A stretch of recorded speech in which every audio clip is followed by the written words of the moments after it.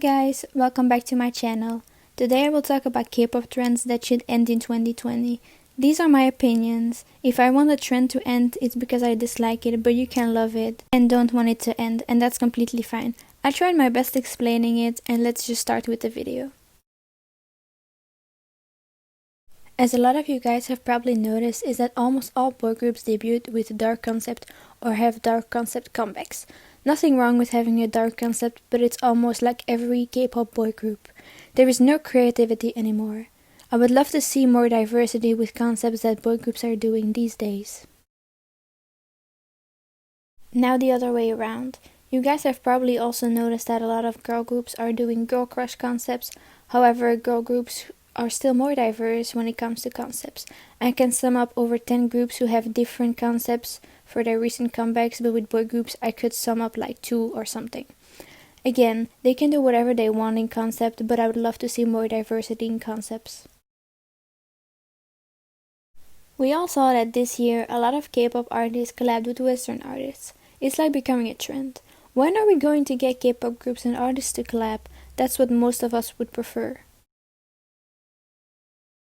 This one is what you guys commented, and I completely agree. So many K-pop choruses were just beat with some vocals on it.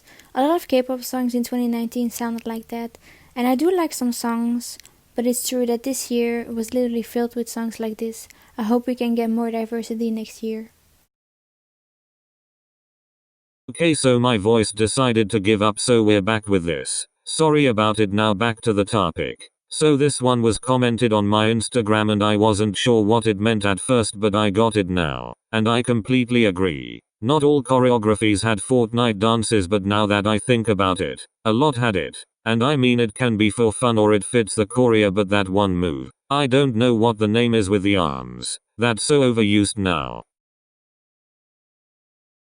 This is probably a trend that idols hate the most as well as most fans, since idols have no say on what their stylists make them wear. I've seen a lot of videos where idols have to put their shirt up because it always went down, and where they have to pull on their skirts because they are too short, but same goes for the male idols. Too revealing shirts as well. I don't get why stylists would do that. The idol should feel comfortable with what they wear, and I hope this gets better next year.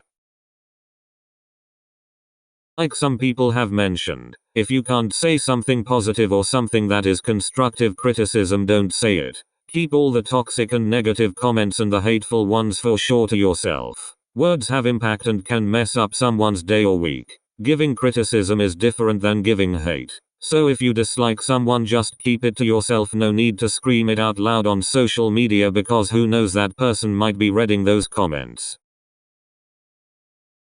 This has been a trend since forever, but I hope this ends soon. K-pop groups get called overrated and underrated way too easily. These words have lost its true meaning.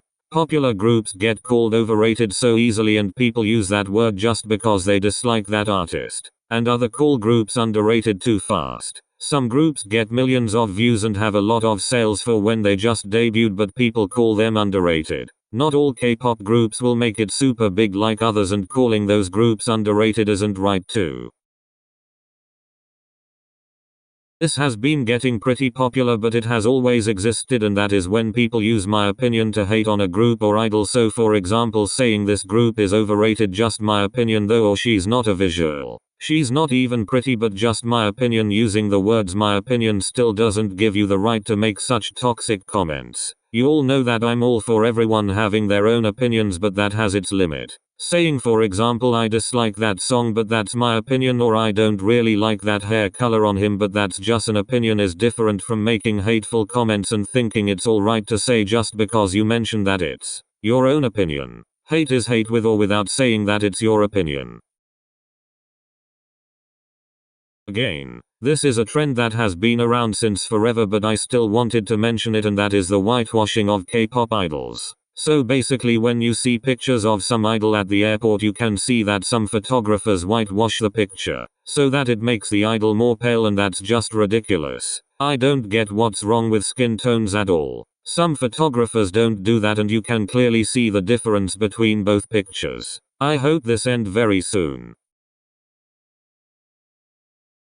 Oh, one of my friends mentioned this, and that is that companies make their idols have so many hair colors in 1 year that it literally ruins their hair. Yes, you can say, but they use products for it so that the hair doesn't get damaged, but bleaching your hair and coloring it every time isn't good for your hair in any way. And a lot of people forget that after washing your hair that the color always gets less and less visible. Some people see, for example, Yeonjun have blue hair for the past like 3 to 4 months and think that it's healthy because he doesn't change his hair color, but he has to re-dye his hair so many times to keep it the same blue as it is. It's pretty to have these hair colors. I get that, but it's not healthy at all, and having their original hair colors isn't a bad thing. This is the end of the video. I know it's a pretty short video, but that changes it up for once. I hope you liked it. Leave your personal trends that you want to see disappear in 2020 in the comments down below, and I'll see you in my next video next year. Bye.